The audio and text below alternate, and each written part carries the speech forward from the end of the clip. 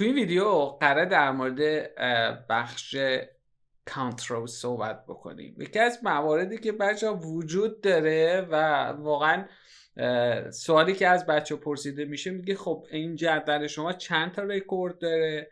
بچه‌ها معمولا خب میان نگاه میکنن به این پایین یا به صورت حدسی میگن خب ما تعداد رکوردایی که توی این جدول وجود داره مثلا میانگین بالای 1000 رکورد هستش. ببین جدولی که بزرگتر میشه اینجا میزنه 999 تا، مثبت 999 تا. خب من میخوام دقیقا بدونم که چه مقدار دیتایی رکوردی وجود داره تو این جدول.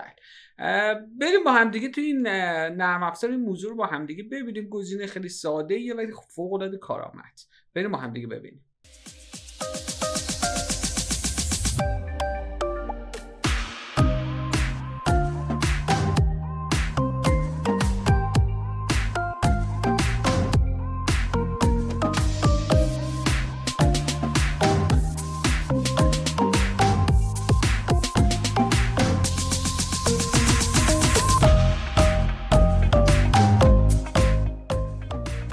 من امیر هنرمند هستم.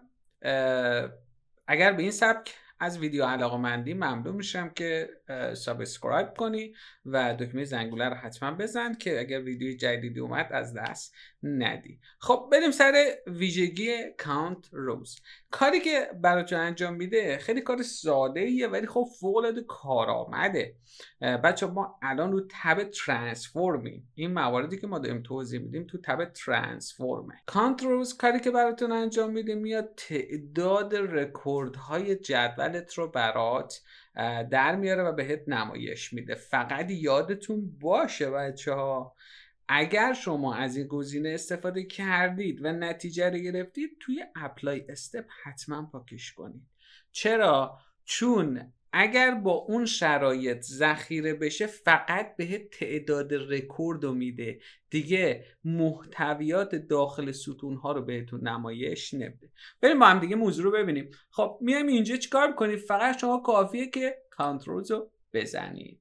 میگه 10194 تا رکورد داری. حالا من اگه اینو سیوش بکنم، خب اگر اینو سیوش بکنم که همین عدد رو داره برای من نمایش میده و خب گزینه جذابی برای من نمیشه و اونور من کلی از دیتا ها رو از دست دادم فقط به خاطر تعداد رکوردای یک جدول.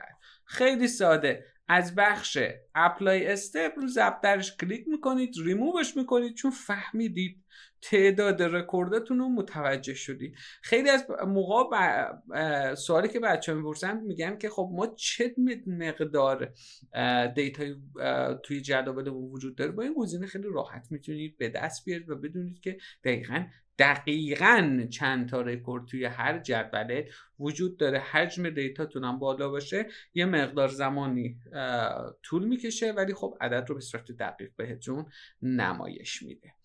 اگر این ویدیو برات کارآمد بود ممنون میشم لایک، کامنت و سابسکرایب رو فراموش نکنید.